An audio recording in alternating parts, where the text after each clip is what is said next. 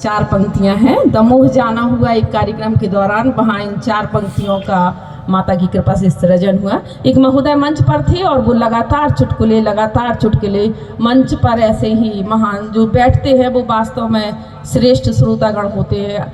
आदरणीय SDM sir की उपस्थिति थी और पत्रकारों की भी थी, तो वहाँ से ये आप इससे समझ जाएंगे। सुनिएगा। गुल कहानीकार असली, गुल कहानीकार असली, शेष हकलाते मिले। बहुत बढ़िया। गुल कहानीकार असली, शेष हकलाते मिले।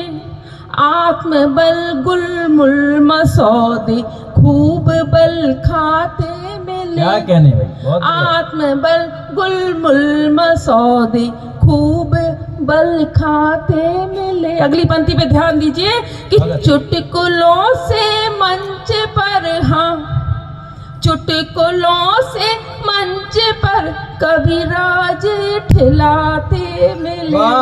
अच्छा। चुटकुलों से मंच पर कविराज ठिलाते मिले। झूठ को सच और सच को झूठ बतलाते मिले। झूठ को सच और सच को झूठ फरमाते मिले। तो कुछ इस तरह से मंच की गरिमा को कम ना हो ऐसे ध्यान रखना चाहिए, वरना सामने से भी बहुत कुछ आता है।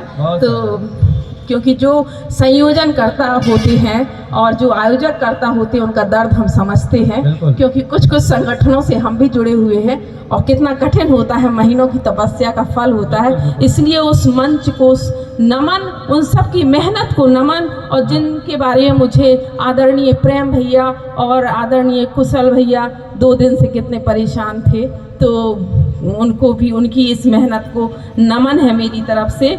और ये जो मंच हम सबको प्रदान किया, तो हम सब आभारी हैं आपके।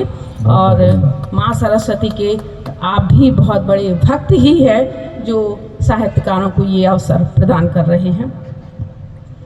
बहुत बढ़िया, शानदार। सभी ने मंच पर, हमने कहा हम समसामयिक हैं, तो धीरेन्द्र शास्त्री जी जो काम कर रहे हैं उनके लिए अगर उपस्थित ना होकर और यहाँ उपस्थित होकर उन्हें याद ना किया जाए और उनके समर्थन में 2 भी शब्द ना कहे जाएं, तो साहित्य समाज का दर्पण होता है और वो दर्पण व्यर्थ हो जाएगा।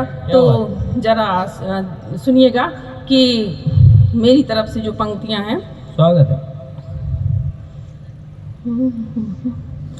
राष्ट्र हित स्वराष्ट्र हित में गुनगुनाने के लिए